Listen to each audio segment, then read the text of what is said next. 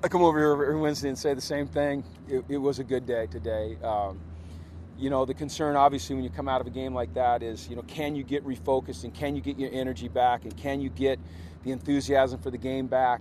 And can you get over the disappointment of the loss? And our guys have done that. They really have. And I think, the way we've set up our schedule helps. I think the leaders on this team and their mindset helps. I think the way we've gone about this year, starting in the spring, helps. The mindset that we're trying to create helps. So I've seen a team that got refocused and onto our next opponent immediately, and really that started Monday, after we put it to bed Sunday night. So I think they're excited about another opportunity to go out in the Rose Bowl and play good football. We've been playing good football. Now what we need to do is have results. We're a good football team, but we need to win. And I like this football team, and I like the direction we're headed, but we've got to win. And so Saturday night's very important for us, and I think they understand that. I know they understand that, and I think they're excited about it. I know they're excited about it. So there we go.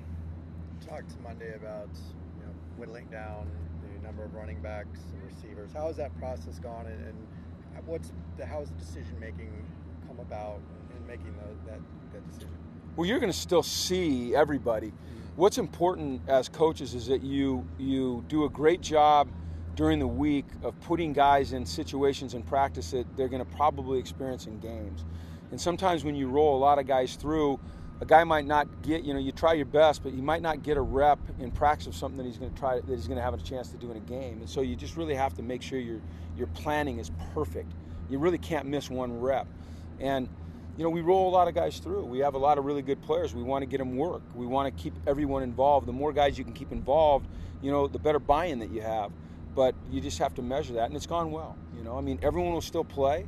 Some will just play more than others. Some will play in specific situations, others in other situations. So we just have to do a really good job of coaches and making sure the plan is always solid. Not the game plan, but the playing plan.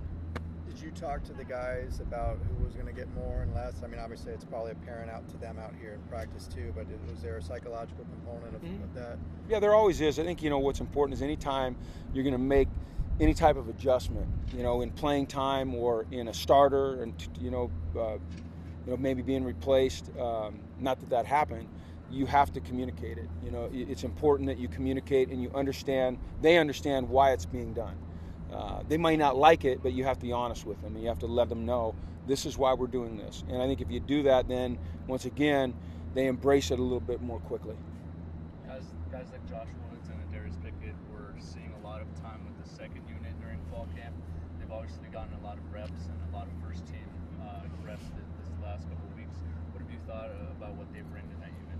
Well, they've earned it. They're both really good young players, and we want to get them time. We want to get the other guys too time as well. We've got a good secondary. We've got a lot of guys back there that can play, and that's a great thing to have. But sometimes it creates a little bit of a logjam. But Darius has done a heck of a job. He makes plays for us. He's dependable. He's very solid in run defense and in pass defense. He's come up with a couple interceptions, so we want to get him on the field. Josh Woods is a big, fast, physical, smart young man who really looks like he's figured it out. I've seen over the last 2 weeks a guy that goes from kind of thinking he's right to knowing he's right. And so when you react with certainty, you react faster. So I'm excited about those guys. When you talk about the mental bounce back, how much does Trevor help in terms of meeting with the team and stuff like that? Well, he hadn't been around this week. It's just, I think it's a residual from all the things that we've talked about as a staff with Trevor, and all of us, and just the mindset that we're carrying into this season.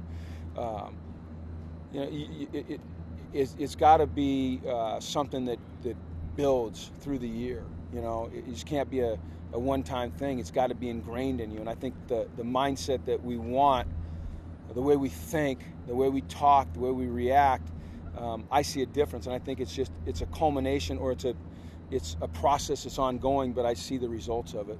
I see it getting better all the time. You guys this is like a stretch of 3 late night games in 4 weeks, starting with BYU. Did you like the way that unfolded as far as your routine that day, and will you kind of keep that constant? Yeah. We've been doing the same routine. I've been doing the same night game routine for like a long time. So, you know, the games are played when they're played. They're played where they're played in the conditions that they're played in against the opponent that they pick. And you know, you can't worry about those things that you can't control. You can control. And what we control is, you know, how we spend that day and how we plan and how we organize. And I think we've done a good job with that. Injury-wise, the guys get through? We're in good shape. Yeah, we're in good shape injury-wise for this point in the season. I feel good about where we are that way. I think our athletic training staff does a tremendous job. Our doctors of getting guys back when they can get back as quick as they can get back, but also being cautious about their well-being. So Eli's elbow is okay? Eli's working through it, and if he's okay to go Saturday, he'll be ready to go.